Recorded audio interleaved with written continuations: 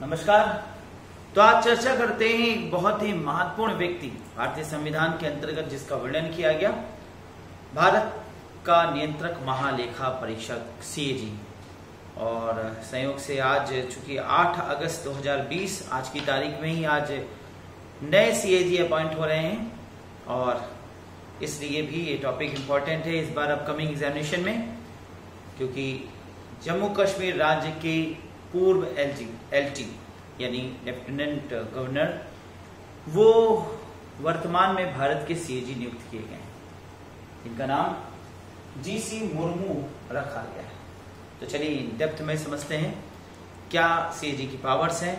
CAG क्यों महत्वपूर्ण होता है, सीएजी के संबंध में संविधान में क्या क्या कहा गया। सबसे पहली बात, आर्टिकल नंबर 148 से 151 तक सीएजी पर वर्णन किया गया है। भारत का एक नियंत्रक महालेखा परीक्षक होगा, ऐसा भारतीय संविधान में वर्णित किया गया। आर्टिकल नंबर 148 से 151, 148 से 151, ये बहुत इंपॉर्टेंट है, इसको याद कर लीजिएगा क्योंकि ये फैक्ट पॉइंट ऑफ व्यू से आर्टिकल के पॉइंट से पूछा जाता है। भारत का एक नियंत्रक महालेखा परीक्षक होगा जिसको भारत का राष्ट्रपति अपने हस्ताक्षर और मुद्रा सहित अधिपत्र द्वारा नियुक्ति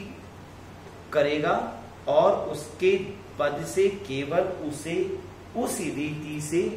उन्हीं आधारों पर हटाया जाएगा जिस नीति से उच्चतम न्यायालय सुप्रीम कोर्ट के न्यायाधीश को हटाया जाता है। चूंकि इनका स्टेटस सुप्रीम कोर्ट के न्यायाधीश के समतुल्य होता है, सुप्रीम कोर्ट के चीफ जस्टिस के समतुल्य, सुप्रीम कोर्ट के जज के समतुल्य, इसलिए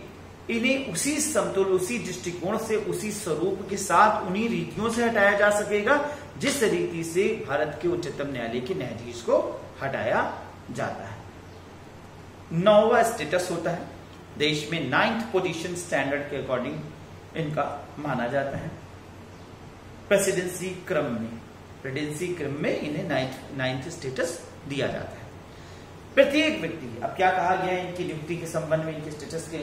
या कौन नियुक्त हो सकता है।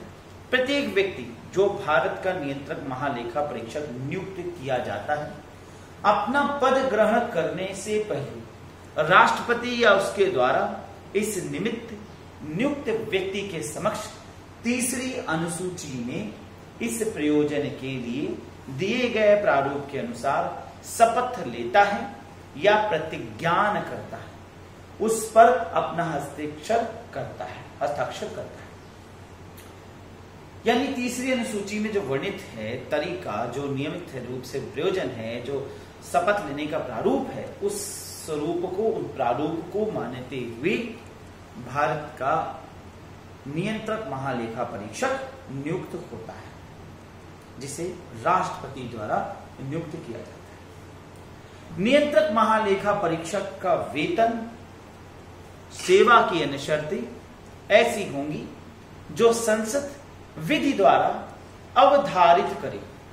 और जब तक वे इस प्रकार अवधारित नहीं की जाती तब तक ऐसी होती हैं जो दूसरी अनुसूची में विनिर्दिष्ट है। तो संविधान सम्मत एक व्यक्ति है, संविधान के अंतर्गत दूसरी अनुसूची में निर्धारित करा गया कि किनकी क्या वेतन होंगे, क्या वेजेस होंगे। संसद समय समय पे इन पे अवधारित करेगा, इसमें अमेंड कर सकता है, बढ़ा भी सकता है, घटा भी सकता है, परंतु जो संविधान की दूसरी अनुसूची में वर्णित है उस उतना करना होगा, उसके ऊपर जाया जा सकता है। अब यहां प्रश्न आता है कि मान लीजिए कि कोई एक समय पर कोई चीफ सीएजी अपने पद पर है और संसद ने सीएजी के अधिकारों में कटौती कर दी, वेजेस में कटौती कर दी, सीएजी के जो शक्तियां हैं उनमें कटौती कर दी, या सीएजी के वेतन में कटौती कर दी, तो कटौती संसद द्वारा पारित होगी तो मान्य होगा। परंतु यह ध्यान देने वाली बात है कि कोई भी ऐसी कटौती जो भी सीएजी के विपक्ष में हुआ है, यानी सीएजी को अहित करते, वो उस वक्त जो प्रेजेंट सीएजी है उस पर लागू नहीं होगा, उसके बाद आने वाले सीएजी पर लागू होगा। है। यानी अगर सैलरी कम की जाती है, वेजेस कम की जाती है, कोई भी ऐसा अमेंडमेंट लाया जाता है संसद द्वारा, तो वो उस समय तुरंत लागू उनके ऊपर नहीं होगा, जो प्रेजेंट वर्किंग एक्टिंग सीएजी होगा। नियंत्रक महालेखा परीक्षक के संबंध में कहा गया कि अपने पद पर न रह जाने के पश्चात वह भारत सरकार के या किसी राज्य की सरकार के अधीन किसी और पद का पात्र नहीं होगा। जाहिर सी बात है, सुप्रीम कोर्ट के जज का स्टेटस होता है, और एक बार जब इस स्टेटस पे वो पहुंच चुके हैं, तो इस स्टेटस के पहुंच जाने के बाद अब वह किसी भी भारत सरकार के अन्य पद के अनुरूप पद के दृष्टिकोण से देखा जाए तो पद अवधारित नहीं कर सकता, वो और किसी भी पद के संबंध में उसको इक्विवेलेंट नहीं समझा जाएगा। ये सीएजी के पद के संबंध में महत्वता है, उसकी वैल्यू उसके दृष्टिकोण से, क्योंकि उसका पद इतना महत्वपूर्ण है, इतना विस्तृत है, इतना श्रेष्ठ पद पे है कि अब वो अन्य पदों पर उस नियुक्त नहीं हो सकता। इस संविधान की और संसद द्वारा बनाए गए किसी विधि के उपबंधों के अधीन रहते हुए भारतीय लेखा परीक्षा और लेखा विभाग में सेवा करने वाले व्यक्तियों की सेवा की शर्तें और नियंत्रक महालेखा परीक्षक की प्रशासनिक शक्तियां ऐसी होगी जो नियंत्रक महालेखा परीक्षक से परामर्श करने के पश्चात और राष्ट्रपति द्वारा बनाए गए नियमों द्वारा विहित किए जाएंगे। यानी इनके संबंध में जो भी शक्तियां या सेवाएं जो भी नियुक्त होगा या बनेगा, उसे इनसे परामर्श करके ही किया जाएगा, इन पर अधिरोपित नहीं किया जाएगा, इनसे परामर्श करके और राष्ट्रपति के तत्वाधान में लाने के पश्चात ही किया जाएगा। क्योंकि ऐसी बात है, इसका पद बहुत महत्वपूर्ण होता है, इसलिए इन्हें यह विशेष अधिकार दिया गया है। नियंत्रक महालेखा परीक्षक के कार्यालय के प्रशासनिक व्यय जिनके अंतर्गत उस कार्यालय में सेवा करने वाले व्यक्तियों को या उनके संबंध में संदेह, वेतन, भत्ता, पेंशन भारत की संचित निधि से भारित होता है। संचित निधि, इससे पूर्व के कई वीडियोस में मैंने संचित निधि पर चर्चा किया। संचित निधि वास्तव में एक प्रकार से अंठी का पैसा यानी कि सबसे महत्वपूर्ण एसेट के रूप में रखा जाएगा। सरकार द्वारा जो आय होता है, उस आय में जो सबसे महत्वपूर्ण खर्च को पहले निकाला जाता है वो संचित निधि के लिए होता है, जिसके अंतर्गत महत्वपूर्ण व्यक्तियों के वेतन के संबंध में अवधारणा किया जाता है। यानी जैसे किसी एक व्यक्ति द्वारा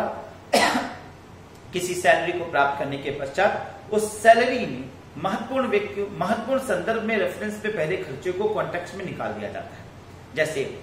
अनाज के खर्च के लिए, रेंट के लिए, एलआईसी के लिए, उसके बाद बच्चों की फीस, देन आफ्टर मनोरंजन इत्यादि। तो इसी प्रकार से महत्वपूर्ण मदों पर खर्च निकालने के दृष्टिकोण से तो देश की आय का जो सबसे पहला महत्वपूर्ण मद होता है संचित निधि के अंतर्गत अवधारित किया जाता है, जिसमें देश के प्रमुख महत्वपूर्ण पदों पे जो व्यक्ति हैं, जैसे सुप्रीम कोर्ट के जजेस हैं, महान्यायवादी, महाधिवक्ता, उसी प्रकार से नियंत्रक महालेखा परीक्षक, राष्ट्रपति, इन सब लोगों की जो है वेतन के संबंध में संचित निधि से पेमेंट किया जाता है। अब वर्तमान में ये इसलिए भी इंपॉर्टेंट है क्योंकि आज ही के दिन यानी 8 अगस्त 2020 को नए सीएजी का नियुक्त किया गया है, जो जीसी मुर्मू है, और इनकी सैलरी के संबंध में तो वैसे 2.5 लाख रुपए अभी वेतन है, लेकिन इन्हें इतना वेजेस दिया जाता है, इनकी सुविधाएं होती हैं जो कि काफी हद तक सैलरी के ऊपर निकल जाती है। सीएजी एक इम्पॉर्टेंट पद है। वर्तमान में देखा जाए तो लगभग 43,000 के ऊपर लोग या 43,576 एम्प्लॉय सीएजी के कार्यालय में कार्यरत हैं, और सीएजी के पॉइंट ऑफ व्यू से देखा जाए तो इन्हें इंडियन ऑडिट और अकाउंट सर्विसेज द्वारा मैनेज किया जाता है या मैनेज करते हैं, और वर्तमान में ये भारत के संविधान के अनुरूप देखा जाए तो इनकी जो टर्म है वो 6 वर्ष का रखा जाता है। ये इंपॉर्टेंट प्रश्न है कि इनका टर्म यानी समय काल कितना होता है, 6 वर्ष या 65 वर्ष की आयु। तो जैसे नियुक्ति होने के बाद अब नियुक्त हुआ तो व्यक्ति अगर 65 वर्ष की आयु पूर्ण नहीं करता है तो 65 वर्ष की आयु तक या अधिकतम 6 वर्ष तक, तो 6 वर्ष के लिए कोई भी सीएजी नियुक्त होता है। ठीक है, ये मैंने आपको महत्वपूर्ण जानकारियां सीएजी के संबंध में दिया।